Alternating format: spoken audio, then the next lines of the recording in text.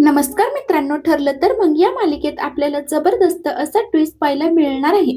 मित्रांनो, रविराजांनी दाखवलेल्या एका व्हिडिओमुळे अश्विनचे डोळे तर उघडलेच आहेत, पण त्याच सोबत अश्विनने सायलीची माफी मागत आणि अर्जुन सोबत मिळून प्रियाच्या विरोधात असं काही कारस्थान केलं आहे, ज्याच्यामुळे प्रिया ही खरी तन्वी नाहीये हे सत्य आता सगळ्यांच्या समोर आलं आहे.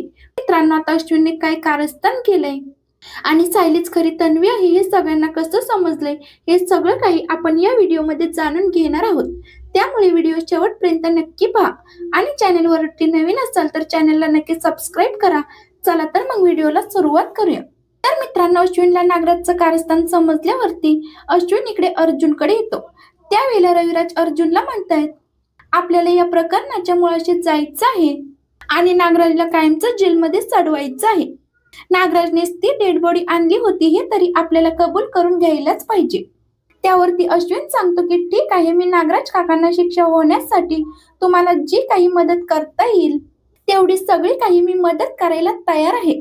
असं म्हटल्यानंतर ते सगळेच जण कामाला लागलेले आहेत. त्यावरती अश्विन सांगतो की हे बघ, ज्या दिवशी आपल्याला त्या सीसीटीव्ही मध्ये जो माणूस दिसला होता तो नागराज काका आहे ते पुढच्या सीसीटीव्ही फुटेज मध्ये क्लिअर होऊन जाईल. जर का पुढच्या सीसीटीव्ही फुटेज मध्ये आता हे सगळं काही क्लिअर झालं तर आपल्याला पुढच्या गोष्टी करता येतील. त्यावर अर्जुन सांगतो की ठीक आहे.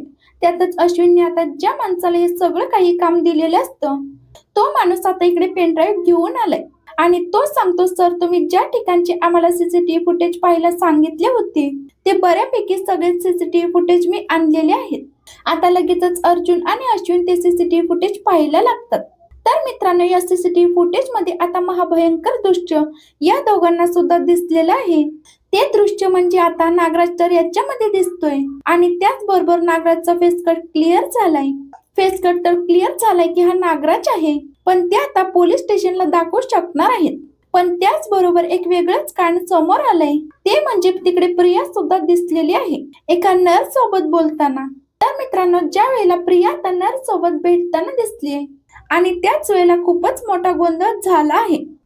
आता इकडे अश्विन सांगायला लागतो की नक्कीच काहीतरी गडबड आहे, म्हणजे जर का तन्वी या सगळ्यामध्ये सामील आहे तर हे सगळं काही महाभयंकर प्रकरण आहे. आता लगेच अर्जुन सांगायला लागतो की अश्विन, तन्वीचा नक्कीच यामध्ये काहीतरी संबंध आहे, ते कुठेतरी पाणी मुरतंय असं मला वाटतंय. तन्वी ज्या पद्धतीने नागराज काकांच्या आसपास वावरतीये तर आता हे सगळं काही त्या दोघांचं प्लॅनिंग सुद्धा असू शकतं ना. आता मात्र अश्विनने ते फुटेज पाहिले असल्यामुळे अश्विन जरा हादरलेला असतो. अश्विन म्हणतो, मी सगळी काही चौकशी करतो. या संदर्भात बॉडीच्या प्रकरणामध्ये तन्वीचा हात असणं मला जरा कठीण वाटते. आता हे सगळं काही अश्विन बोलत असला तरी अश्विनला या सगळ्यामध्ये कॉन्फिडन्स नाहीये की तो जे काही बोलते ते सगळं काही बरोबर आहे. आणि मग त्यानंतर आता तो सगळी काही चौकशी करण्यासाठी गेलेला आहे. त्या सीसीटीव्ही फुटेज मध्ये प्रिया आता दोनदा हॉस्पिटलमध्ये गेलेली असते. एकदा सगळं काही मॅनेज करण्यासाठी आणि दुसऱ्यांदा म्हणजे तिने केलेले डीएनए रिपोर्ट मॅनेज करण्यासाठी, म्हणजे त्या बॉडीचे आणि तिचे स्वतःचे सगळे काही डीएनए रिपोर्ट मॅनेज केलेले असतात. आणि हे सीसीटीव्ही फुटेज पाहिल्यानंतर ज्या पिक्चर मध्ये जो वॉर्डबॉय दिसतोय त्या वॉर्डबॉयला आता अश्विन ओळखतो आणि त्या वॉर्डबॉयची भेट घेण्याचं ठरवतो.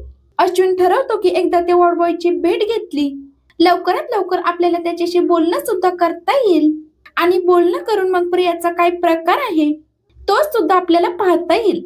तर मित्रांनो, हे सगळं काही पाहिल्यानंतर अश्विन थोडासा गडबडलाय.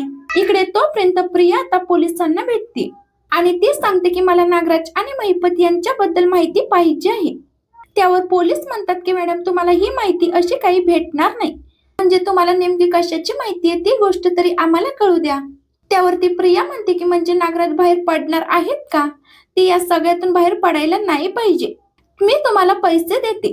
पोलीस म्हणतात एवढ्याशा पैशामध्ये काहीच होणार नाहीये, तुम्हाला कळतंय का. तुम्ही आता एक काम करा, सगळ्यात महत्वाचं म्हणजे तुम्ही आता पैशाचं सोडून द्या, पण आम्हाला एक खात्री द्या की आम्ही जर तुमची मदत केली तुम्ही आम्हाला पैसे पुरवाल का. त्यावर तन्वी म्हणते की मी फक्त रविराज किल्लेदार यांची मुलगी आहे आणि मला फक्त एवढंच हवंय की महिपत आणि नागराज बाहेर आले नाही पाहिजे. त्यावरती ते पोलीस म्हणू लागतात की ही कठीण गोष्ट आहे. पोलिसांनी असं म्हटल्यानंतर प्रियाला मात्र खूप मोठा धक्का बसलाय. तर इकडे अश्विन आलाय, ते म्हणजे रविराजांकडे. अश्विन रविराजांना म्हणत असतो की काका, खरं सांगायचं तर मी हॉस्पिटलमध्ये गेलो होतो, पण जे महाभयंकर दृश्य आता मला दिसलंय ना, ते महाभयंकर दृश्य आता मी तुम्हाला सांगू सुद्धा शकत नाही, इतकं विचित्र आहे. त्यावरती रविराज म्हणतात की हे बघ, आतापर्यंत जे ऐकलंय नाही ऐकलंय, तर आता मला किती काही झालं, तर मला आता हे सगळं काही ऐकण्याची सवय सुद्धा झालेली आहे आणि हे सगळं काही ऐकण्याची माझी आता पूर्ण तयारी आहे. तू फक्त बोल, काय झालंय, सगळं काही ऐकायला मी तयार आहे. त्यानंतर अश्विन सांगायला लागतो की मी त्या वॉर्डबॉयची भेट घेतली, खूप विचित्र काहीतरी माझ्या समोर आलंय. त्यावरती रविराज म्हणतात, विचित्र म्हणजे काय? त्यावरती अश्विन सांगू लागतो की खरं तर ती बॉडी आणण्यासाठी एकटे नागराज काका नव्हते, त्यांच्यासोबत तन्वी सुद्धा होती. हे तर सत्य मला समजलंय, पण त्यानंतर ते डीएनए रिपोर्ट मॅनेज करण्यासाठी सुद्धा तन्वी स्वतः त्यांना भेटली होती, हे पण मला कळले. त्यावरती रविराज म्हणतात की काय आहे हे सगळं? नागराजचं तर आपण समजू शकतो की हे सगळं काही नागराजने का केलं असेल, तन्वी हे रिपोर्ट मॅनेज करण्यासाठी केली होती. म्हणजे अजूनही तू जे काही सांगतोस ना, त्यावरती खरंच मला विश्वासच बसत नाहीये अश्विन.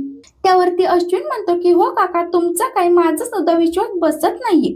आता रविराज मात्र विचार करू लागतं, तर अश्विन अर्जुन सायलीला म्हणत असतो, दादा तुम्ही दोघच जण मला जीव तोडून सांगत होता तन्वी काहीतरी चुकीचं करते, चुकीचं वागते, पण मी काही तुमच्यावरती विश्वास ठेवला नाही.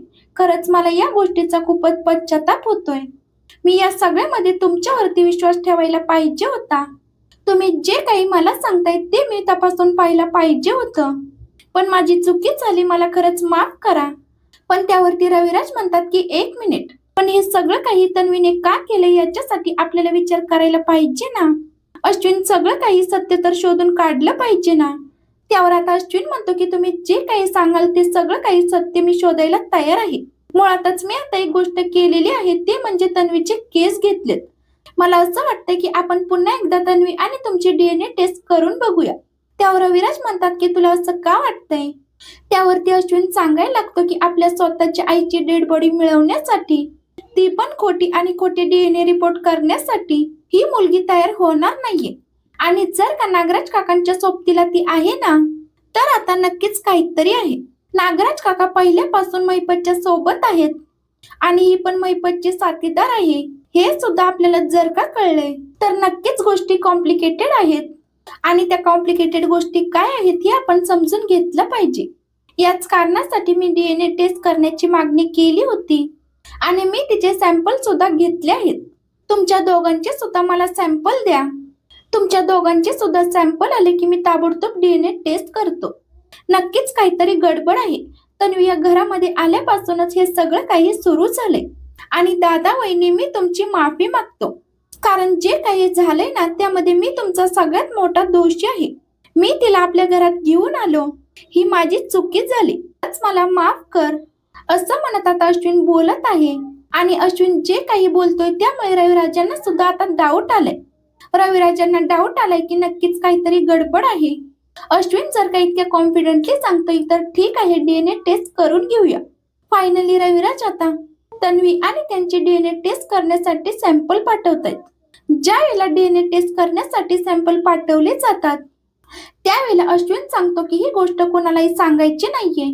मी ताबडतोब अर्जंट बेसिस वरती सगळं काही काढून घेतो आणि मग त्यानंतर अर्जंट बेसिस वरती काढल्यानंतर मी आता तुम्हाला जे काही सत्य असेल ते सत्य सांगेन, असं म्हणत आता त्याने बरोबर रीतीने पुढचं पाऊल टाकलेलं आहे.